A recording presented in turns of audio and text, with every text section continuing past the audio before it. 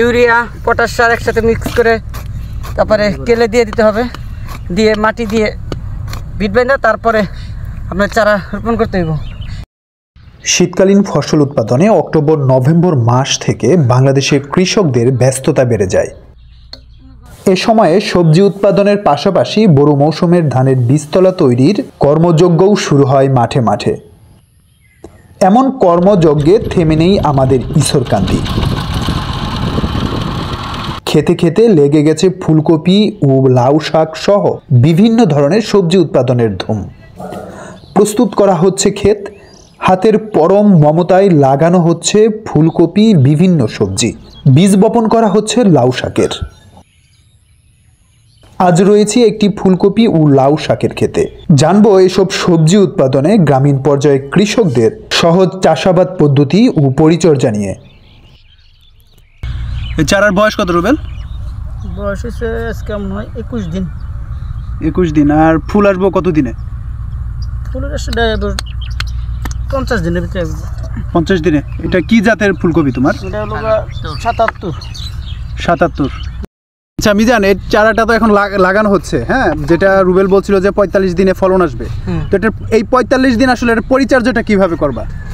45 দিনে মনে করেন বুড়া দিতে হবে, সার বুড়া দিয়ে দিতে হবে, পানি দিতে হবে। ঠিক। আর এই যে এখন যে বপন করা হলো, প্রতিদিন সকালে এবং বিকেলে পানি দিতে হবে? প্রতিদিন সকালে এবং বিকালে একটা না 3 থেকে 4 দিন পানি দিতে হবে, তাহলে চারা ঠিক উঠবে। আর মাঝে মাঝে কিছু চারা মারা গেলে তার চারা গড়া দিতে হবে।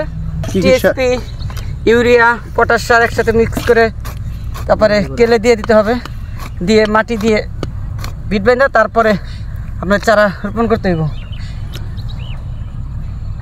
টোটাল লাইফে 45 দিনে কয়বার আসলে রাসায়নিক সার প্রয়োগ করা উচিত তুমি মনে করো?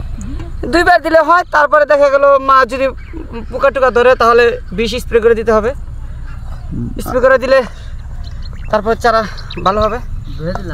একটা বিষয় হচ্ছে, দেখা যাচ্ছে এখানে যে এরকম কেল করা, উঁচু উঁচু করা, হ্যাঁ, এটার কারণের উদ্দেশ্যটা কি বলতো? কারণ যদি বৃষ্টিপাত হয় তাহলে চারা মারা যাবে কম, এবং ড্রেন করা যাতে পানিটা নিষ্কাশিত হতে পারে সহজে, না নিষ্কাশিত হতে পারে এবং চারা ভালো হবে। এবং এটা ফুলটা কত বড় হবে রুবেল?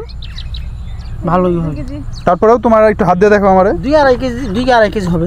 2-2.5 কেজি। আর তোমার এক একটা চারায় সাধারণত কত টাকা খরচ যায় ফুল পর্যন্ত হইতে?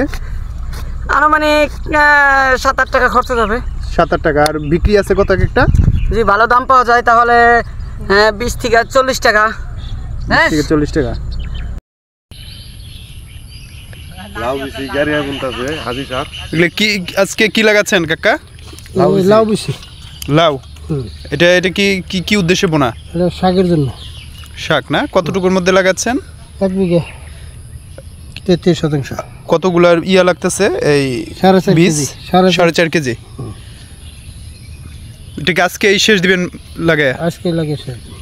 এটা কত দিনে ফলন আসতে পারে? 35 থেকে 40 দিনে। 35 থেকে 40 দিন। আর কীরকম এটা এখান থেকে এই 1 বিঘা থেকে কীরকম বিক্রি করতে পারেন বা কীরকম ফলন হইতে পারে আশাবাদী আপনার? আশাবাদী লাখ 2 না? আর পাশে তো আরেকটা ক্ষেত, ওইখানে ফুলকপি লাগাবেন। ফুলকপি লাগানো। তো এটার ক্ষেতটা আসলে কিভাবে প্রস্তুত করছেন? আলবাইয়া গোবর সার দিছি, জৈব সার আর ফসফেট সরকারি সার। সরকারি সার? এটা কি সরকার থেকে দিছে না কিনে আনছেন? আনছি। আচ্ছা।